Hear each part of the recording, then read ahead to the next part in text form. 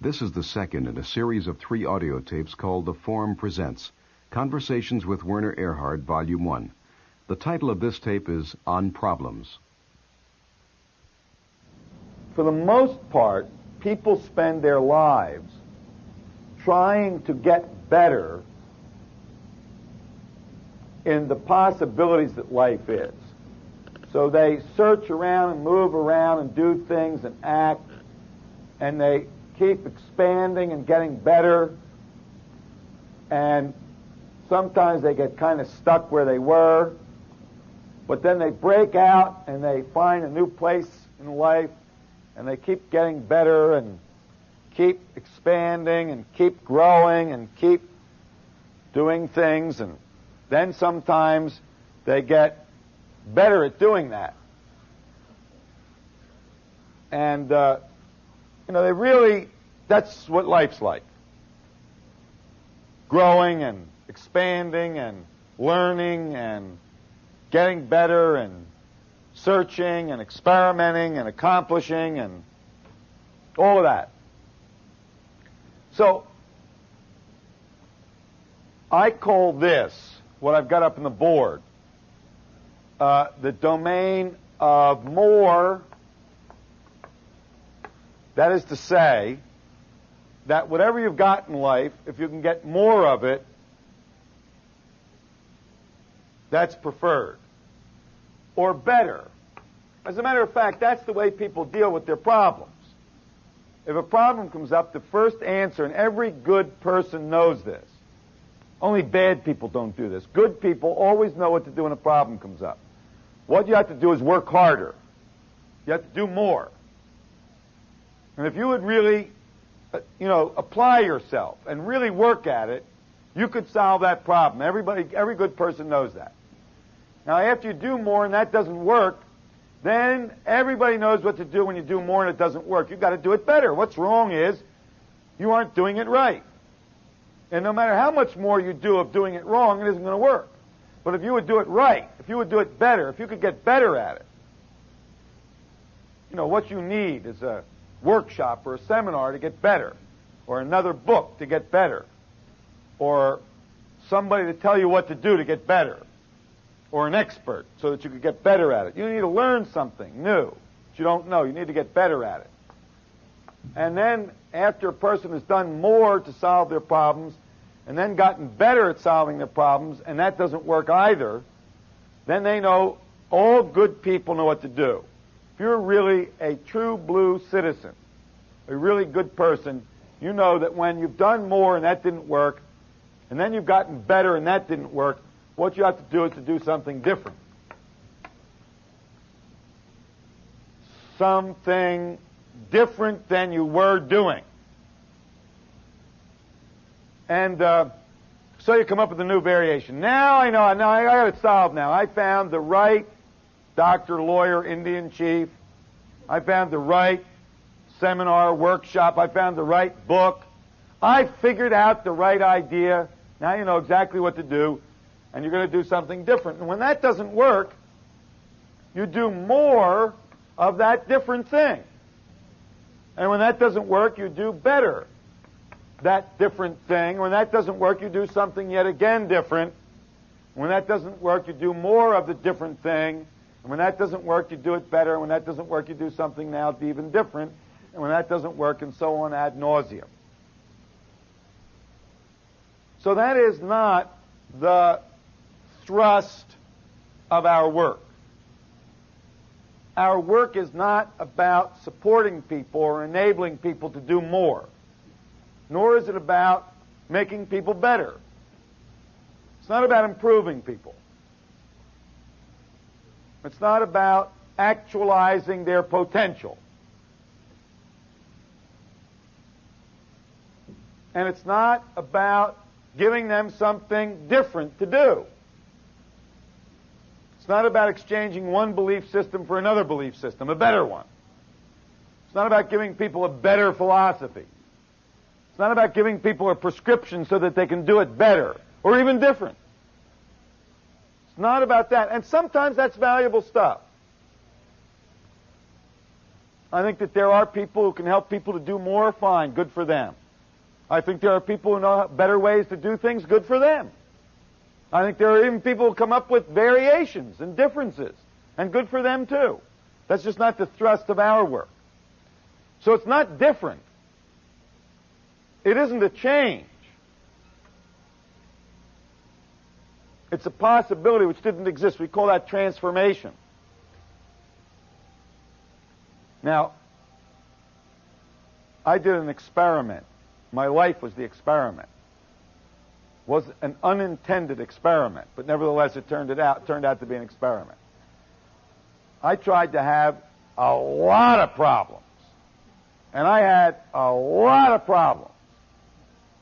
And if you've read Professor Bartley's book about my life, you know I had a lot of problems. And I spent my life working on taking care of those problems. And I got very good at taking care of problems. I became an expert at taking care of problems. As a matter of fact, I got hired and paid a lot of money by companies to take care of problems and to teach people to take care of problems. And I was great at taking care of problems. The only problem with taking care of problems is that ultimately it didn't really make any difference. It was important and useful and a contribution and something nice, but it ultimately did not make any difference. I was still left with the question, when I was all alone by myself, in those real quiet moments, like, is this it? Is this all there is? So I began to suspect that I might not be on the right track. And the only problem was I couldn't see any other tracks. So I don't know that I ever did see any other tracks. I mean, I can see the tracks now when I look back. But I wasn't walking on any track. I was just walking. And what our work is about is not getting better or doing more or even something different. It's really about empowering people to create the box in which they live their life. I want to be clear, it's not about giving people a different box to live in. See, there's only one box that really interests me. And it's the box that this work is about. And that's the box that the boxes come in. So there is a box which holds all the boxes. And if you can get some potency in that box, you can then deal with life by creating a box in which to hold the things in your life. So you can create a box that's appropriate to the resolution of the things in your life instead of struggling to resolve them. You can create a box which is appropriate to your vision of life instead of struggling to realize it. And so your life becomes an expression and is always an expression of the box you're in. See, you and I think that we're actually doing something and thinking something. But the only thing we do and the only thing we think is what can show up in the particular box we've got. And most people do not notice that what determines the quality of life and what determines the events in life and what determines the actions in life is not what you're doing, not what you're thinking, but the box in which you're living your life.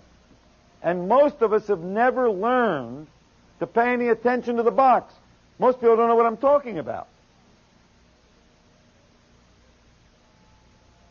So what our work is about training people in the science or technology, and I use the word science or technology because it's something knowable. It's not mysterious. It's not magic or voodoo or hocus pocus. It's no more difficult than getting along inside of a box. Just unfamiliar for most people.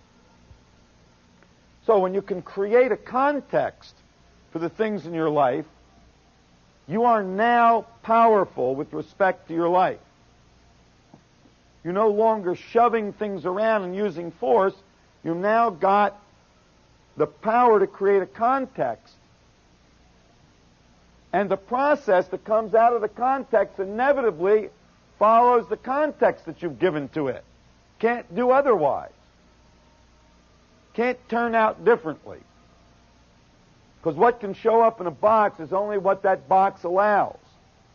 And so when you can create a box, when you've got some power and mastery with respect to the box that life shows up in, then you've got something beyond force, beyond struggle, beyond effort, beyond frustration, beyond being trapped, beyond manipulating, beyond driving, beyond ambition, beyond cleverness, beyond intelligence. We've got something beyond those with which to deal with life, as well as perhaps those as well. You're able to create a context, a space. In this analogy, the box, in which you've got a power that doesn't require those things that I spoke about before. In the next section, Werner returns to the subject of problems. Most of us think of problems as unwanted situations that we're stuck with and that are not in our control. He suggests that there is a cause for these persistent conditions. Something that one is stuck with, something that's persisting, something that, when I say persisting, I mean persisting like something you're stuck with, not persisting like something you're handling. And when you're handling something, it may go on for a certain period of time during the period of time you're handling it. But when you're stuck with something, and let's call that a problem, you can be fairly certain that there's a payoff in having the problem. I say fairly certain. My own way of dealing with that is that that's my policy. If there's something with which I'm stuck, or something with which someone else is stuck, then it's my policy to consider that there's a payoff in being stuck with that. And the way I talk about it is to say that that there's a racket involved. So a racket, for me, is something that you've got that you're saying you don't want, but really do, because of the payoff that there is in it. So if you've got something that you're stuck with and you say you want it, that's not a racket. But a racket is the kind of thing which you're pretending not to want or saying you don't want, but which in fact you are getting a payoff from. And for me, any problem that a person is stuck with is by policy, by my policy, whether it be me or you or someone else, that's something for which there is a payoff. Now, it's very difficult for people to see that there's a payoff in the problems with which they're stuck. Very, very, very hard to see. I've had this discussion with literally hundreds, probably thousands and thousands of people. And at the beginning, they'll always say, well, the payoff is I'm unhappy, or the payoff is I'm frustrated, or the payoff is I feel overworked, or the payoff will always never be a payoff. I mean, they can't see the payoff in the beginning. But after they've been given an opportunity to really look at it, I want you to know that it has been inevitable that people can finally see that by virtue of having this thing, there is some payoff to them. So it's not surprising that when you've discovered that the source of the problem is always something within your reach, or if you like, that you are the source of the problem, or at least that the dissolving or resolution of the problem is within your reach, or that you are the source, or have the power to resolve the problem, it's not surprising that you're not going to like that all the time, because it's going to cost you the payoff. I mean, it ruins the racket. It's very hard to protest that you don't like something that you are the author of. If you're the author of it and you don't like it, well, then get rid of it. And if you're the author of it and you don't like it and you're keeping it, it's pretty hard to pretend that you don't want it. So it's not surprising to find out that, and I want to say this very pointedly here, there is a real payoff to being stuck with the problems we've got. And it's really important for us to understand that. And why it's very difficult to understand is that it's very illogical. So I'll give you an example. We were doing some management consulting with a major aerospace firm who wanted, and in fact had, changed their whole management within the last, I believe it was, year and a half. And they had shifted from a management that wanted to work in very tight control, where all of the reins were held in the officers and the top management of the corporation, to what they called a proactive organization with a greater entrepreneurial spirit, where people were acting creatively and autonomously. Now, not totally that way. They obviously wanted to retain a certain degree of control, but they really did want that, and they were really committed to it. And no kidding, they were committed to it.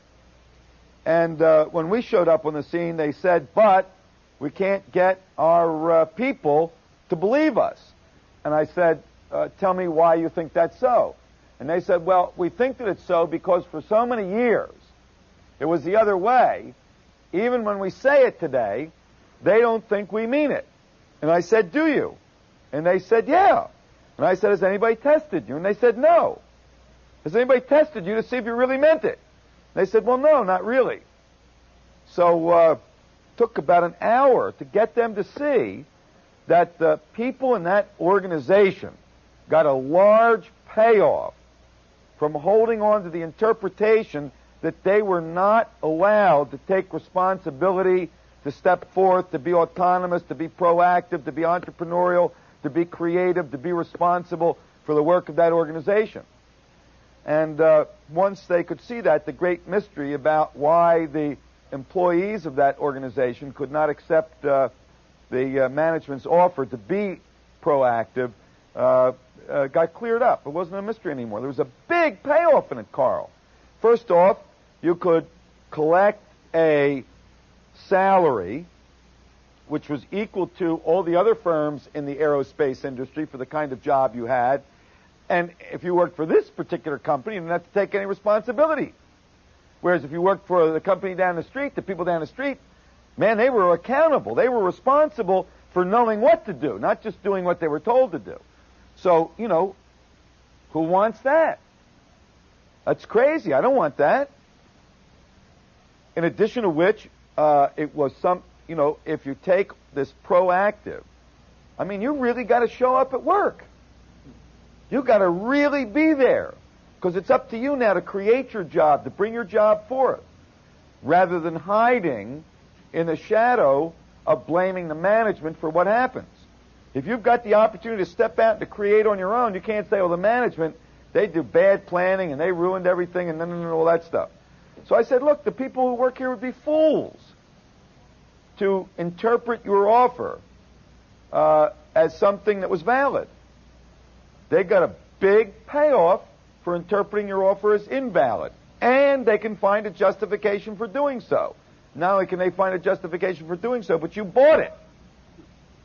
And now you're repeating the justification they've got.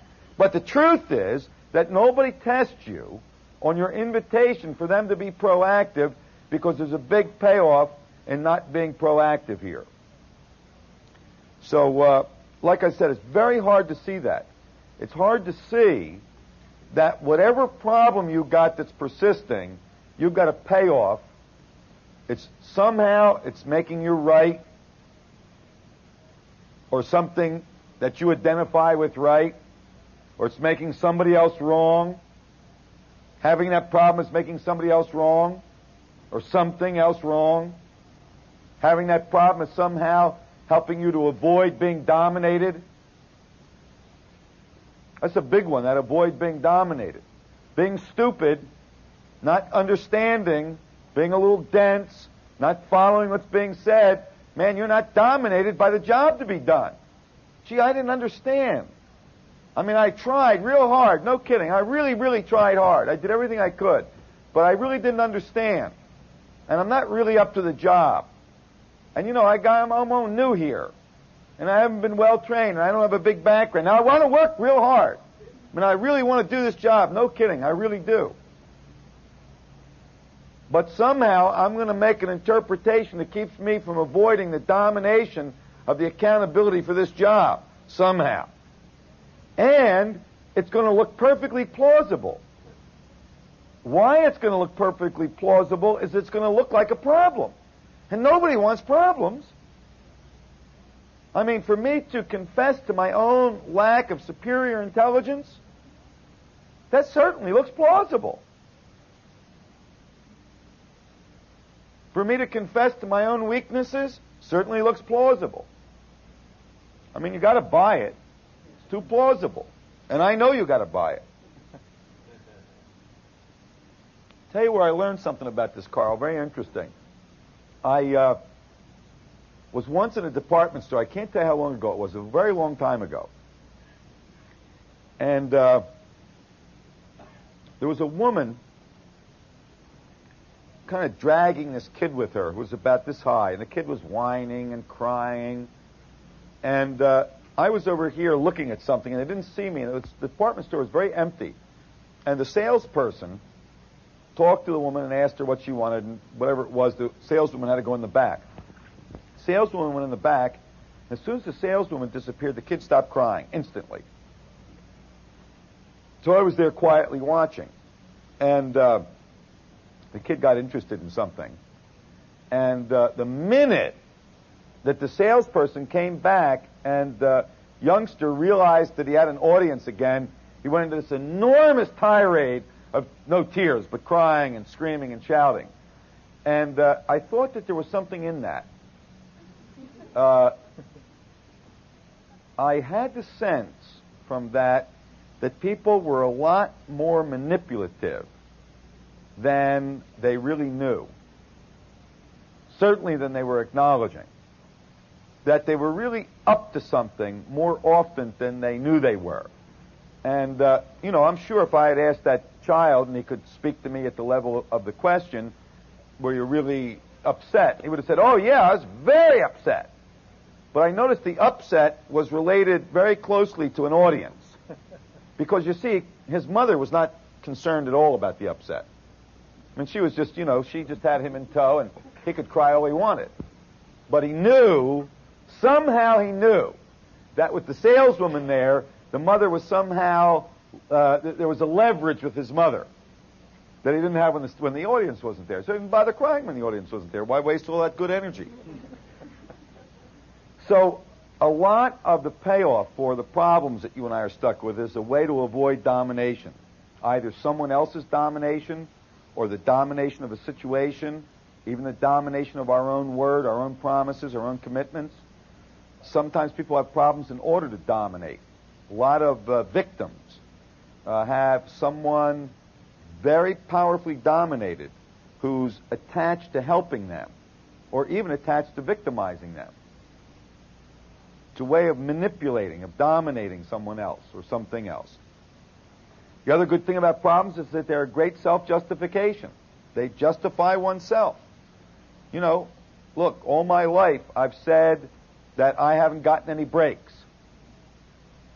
Now, I got to keep a certain number of problems around to justify that I don't get breaks. Because everybody gets breaks. I mean, life gives and life takes away, kind of. I don't know that it's doing that, but that's the way it seems to be. So I know everybody gets breaks. But a person who all their life says, I never got a break, they got to have the kind of problems around that make valid that they never got a break. So it's a kind of self-justification or invalidation of others or something else. A lot of people have the kind of problems that enable them to invalidate the religion they grew up with, or their parents as they live for them at the moment, ever present. And, you can put a big title over all that called self-righteousness. So this possibility of having real power in your life so that the cause of a problem is always located within the scope of your control. There's always something you can do about it, always some way you can be with it to have an impact on it, as you say, is not necessarily always a gift. What it costs you is the payoff of the racket. Now, all rackets also have a cost, though. So if you give up your racket, it costs you the payoff.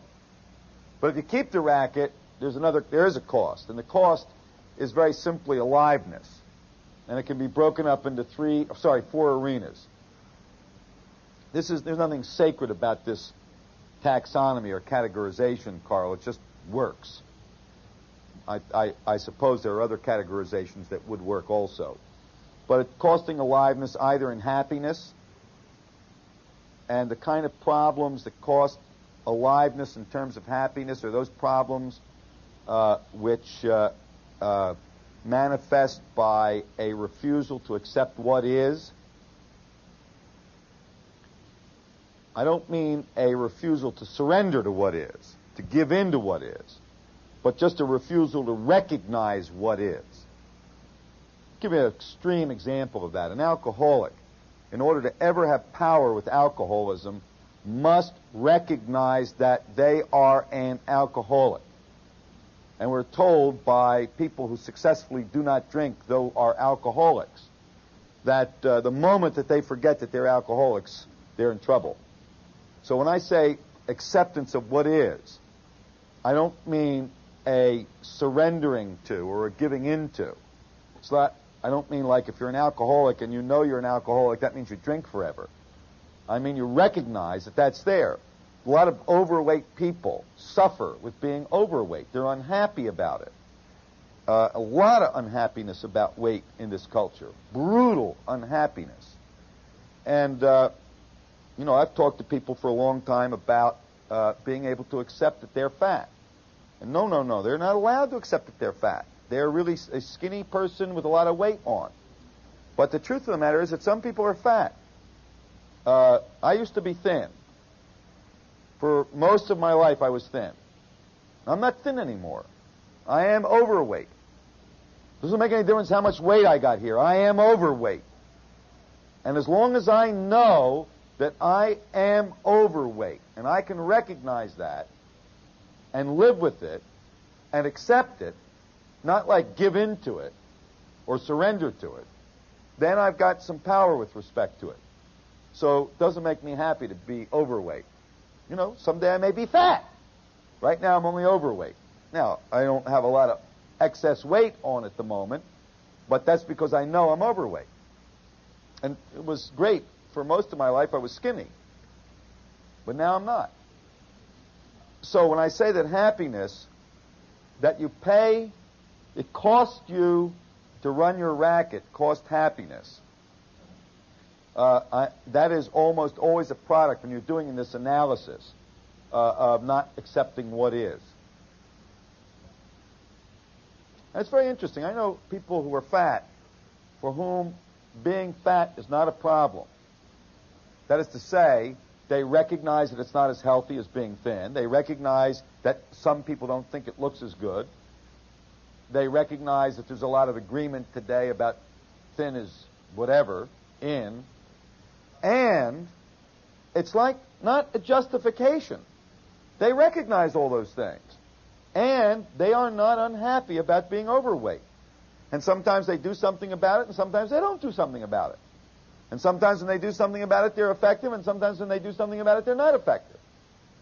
But they're not about like not accepting it, not granting beingness to it. We talked yesterday about granting beingness. So I know that when I can let my being overweight be, I have more power with respect to what I weigh. So the rest of the analysis of the cost of one's racket, so happiness is the first one, love is another one. And when you're doing the analysis there, almost invariably, if the cost of a person's racket is love, it's somehow related to not communicating. They're withholding something, they're not saying something, they're refusing to say something, they got some resentment, they got some regret, they got something they're not communicating. And you will see in their life a loss of love. They will pay for their racket and the payoffs that are with that racket, love. Another one is vitality. And vitality, in the analysis of a racket, when you see that the cost is vitality, it's always a function of not participating. People who participate in life are vital.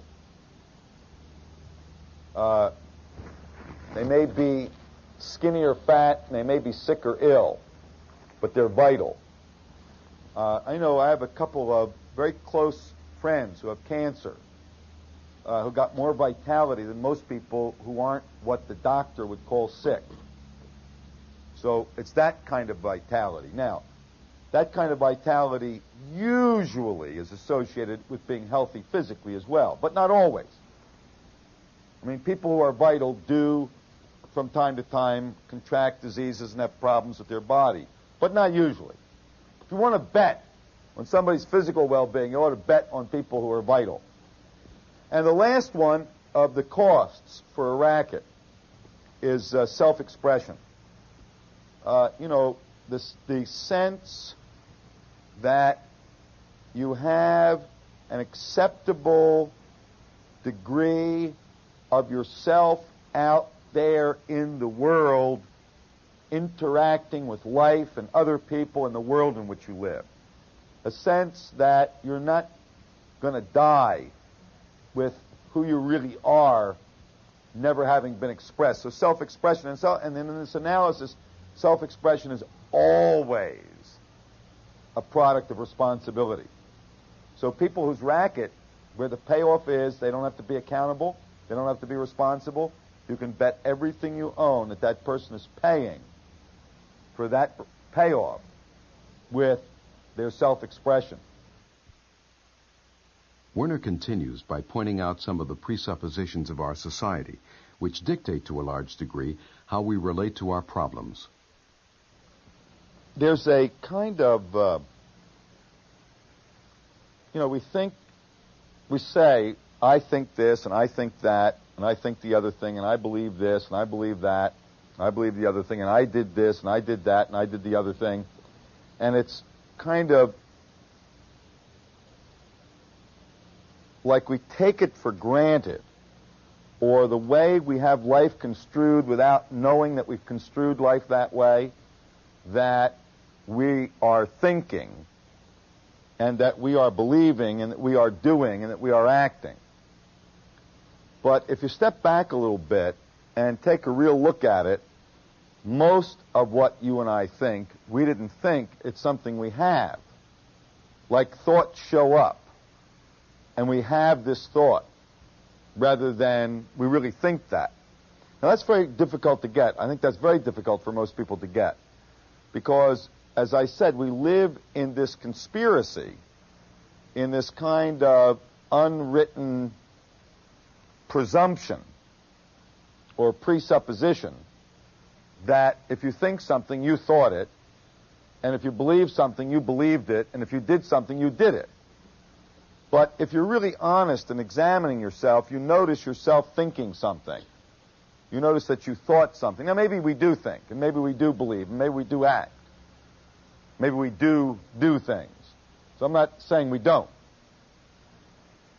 But I'm saying that for the most part, what we think and what we believe and what we do kind of shows up there. It's like,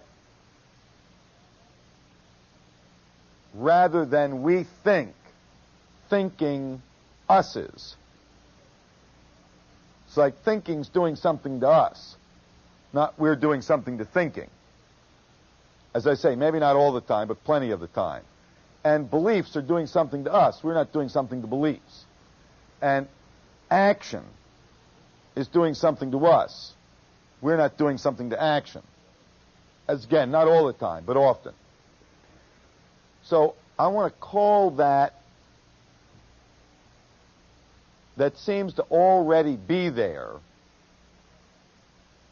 when we show up, that thing which is kind of acting on us, that which is already like seems to be there and we show up in it. I want to call that the thrownness. And I mean that word in all of the kind of subtle meanings it might have. Like we're thrown to be a particular way. Or there is a thrownness in which we operate. And yeah, we may go down this channel or this channel or this channel, but we don't go down to places where there are no channels. We only go down to places where there are channels.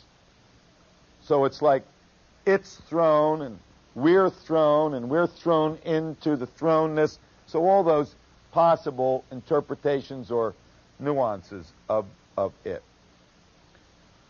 So I talked about thrownness so that you and I can begin to see that we show up in something. That there's a something already there when we show up. Male is already there. Female is already there when we show up. Like, we don't show up as a male, like as a new event. Male is already there, and we show up in that. Lots of possibilities are like that. You can call that society or socialization or culture or enculturation or culturalization. That's a word. But I'm going to give it the name thrownness. So I'd like to say that people are thrown that problems are bad. That you shouldn't have problems. And as a matter of fact, if you have a problem, there's something wrong with you. And that's how we know something's wrong with you, is you have problems. And those people who don't have problems, there's nothing wrong with them. And those people who do have problems, there's something wrong with them. And if you've got a lot of problems, there's a lot wrong with you. And if you have very few problems, there's very little wrong with you. But I want you to see that it's already there. You don't need to think that. Your thinking shows up in that ground of being, in that structure of presuppositions, in that thrownness. Your thinking and your being and your life shows up. So whether you ever thought problems are bad or not doesn't make any difference. Whatever you think in this throne, problems are bad, and if you've got some problem, there's something wrong with you. So, you know, if your relationships, if you've got problems in your relationships, if you've got a problem in your relationship, there's something wrong with the relationship. And if you've got problems at work, there's something wrong with your job. And if you've got problems with your children, there's something wrong with your family. And wherever you've got problems, there's something wrong. And for some people, that's so obvious, they say, well, yeah, certainly. But God didn't say. Probably you didn't say either. It's the thrownness which makes that determination for us.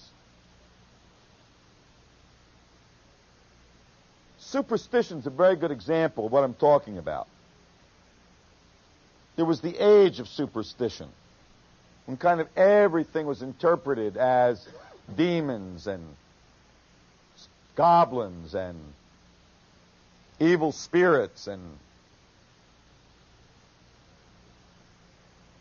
people, you know, if the mirror broke, that meant 7 years of bad luck. And, you know, people had all kinds of little activities that they did, and some not so little. They had some big activities that they did, which reflected their superstition. And I'm inviting you to take a look at that you did not say, and God did not say, and it is not necessarily true, that when you have a problem, there's something wrong, either with it or you or them or the other person or anything else. It's not necessarily true. Yet you and I live as if it's true. And there's some interesting consequences. See, if you've got a problem and that means there's something wrong with you, now you've got somebody who's disabled to deal with the problem. That seems not a good situation. If I have a problem, I want to get the most able person I know to deal with the problem. Not somebody who's disabled. Not somebody with whom there's something wrong. Yet, given this thrown interpretation in which we live, this kind of superstition,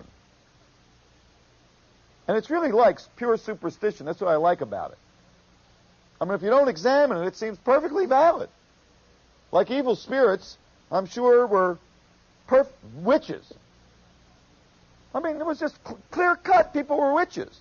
I mean, you've got to understand, it was clear cut. It was so clear cut that people got burned to death for being witches. That's pretty clear cut.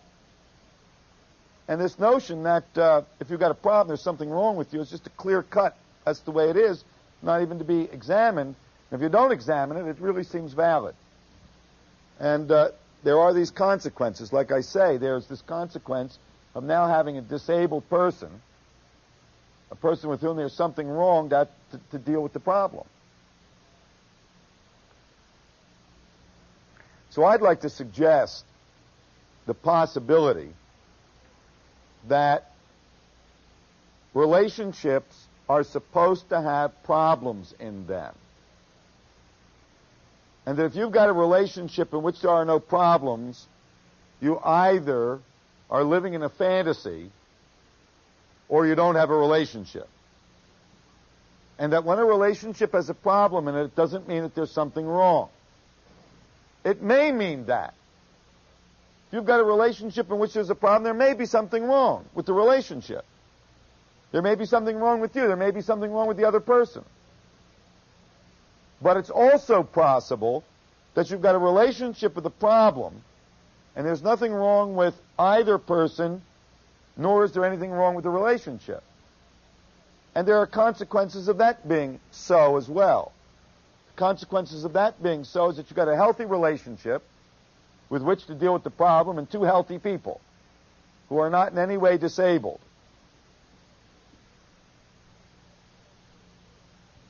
And it's not a matter of words.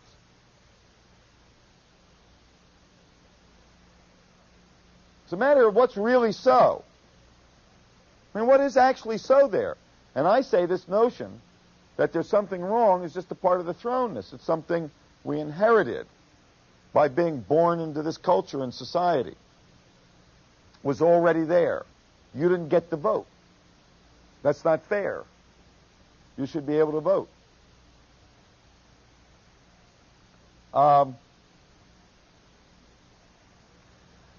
I think that until a person can come to grips with and be fully alive in the face of a problem, that the person has really hampered themselves in life, really kind of stopped themselves in life, kept themselves from being fully alive. So I'm not talking about positive thinking or some Pollyanna, see good in everything, because I don't think everything is good. Number one, I don't see good in everything. I think that certain things are evil or not good. And I hate positive thinking. I think that honest thinking is very powerful. I also hate negative thinking. It's as naive and childish and as shallow as positive thinking. There's some people who only think positive thinking is bad. They put down positive thinkers. But if positive thinkers are shallow, then negative thinkers got to be shallow too.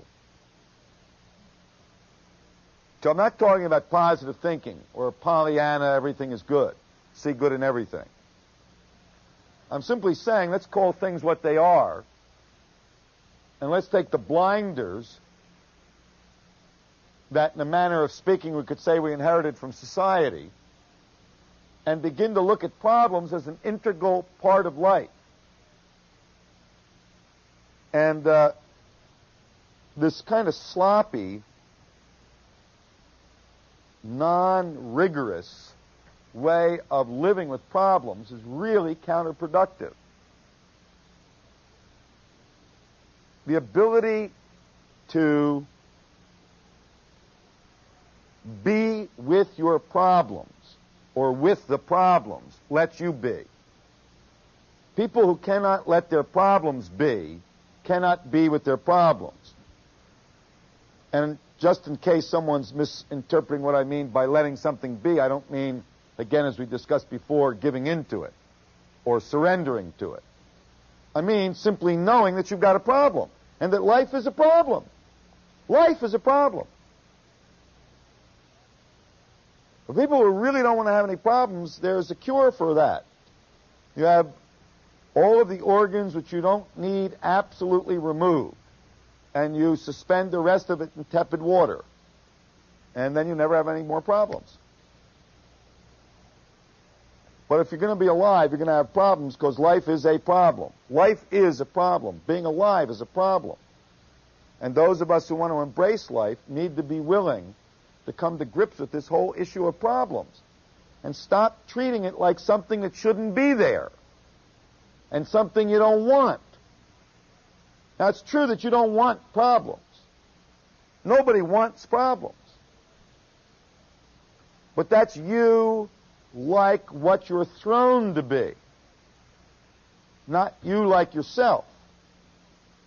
So you can bring yourself forth as a person who lives in the face of problems and whose commitment is to deal with and solve the problems of life, to embrace the problems. You know, a problem becomes an opportunity to be alive. And I don't mean calling problems opportunities, because some problems are just damn problems. They ain't opportunities at all. Now, I like what Higgins said earlier, that what he said about when you've got a problem that you're stuck with, it's almost invariably that you've got a scarcity of possibilities. I think that's right on. And that if you can begin to generate possibilities around a problem, the problem stops being stuck. So I like that. But that's not to call it an opportunity. It's a damn problem. That's what it is. That's its name. And it's something that as I'm thrown, I don't want. But you ever notice in life that when you get everything you want, you're not happy anyhow? It's like the song, is this all there is? Is this what it was all about? Now I got everything I want? So getting what you want doesn't make you happy. I mean, really. I mean, it's better if you got a choice of getting what you want and being happy, or not getting what you want and being happy. If you can be happy both ways, I prefer to have what I want and be happy. But I'm very clear that getting what I want isn't going to make me happy. I had the privilege of working with Japan's leading Zen master. And besides being, at that time, Japan's leading Zen master, he was also one of Japan's leading calligraphers. And he did a set of calligraphies for me. And they were, like so, and he would do the character, and then underneath he would put a little inscription, also in Japanese. One of the characters was the character for happiness. And what he wrote underneath it is, I don't want it. It's pretty hard to get that. What do you mean you don't want happiness? I think he was talking about something about wants don't make you happy. Wanting happiness doesn't make you happy. Wanting what you want doesn't make you happy. I mean, it's just that simple. So none of us want problems. Okay, I know I don't want problems. I know the way I'm thrown is I don't want them. So all I'm saying is something very simple. That the tranquilized obviousness with which we live, this thrownness, the everyday interpretation with which we live, that which is so for us that we never bother to question it. That we need to be willing to do a little violence to that in order to break up this thrownness about problems so that we can live effectively. Because to be alive means to have problems. And to be fully alive means to be able to engage the problems like something you are accepting the existence of, something to which you are granting beingness, something which you're allowing to be, not something to which you're succumbing or giving into or surrendering to, but something which you're allowing to be. On Problems was produced by Michael Portis for Werner, Erhard and Associates, 765 California Street, San Francisco, California, 94108. Sound engineering was by Don Snyder at Gold Star Recording Studios in Hollywood, California. Copyright Werner Erhard, 1983.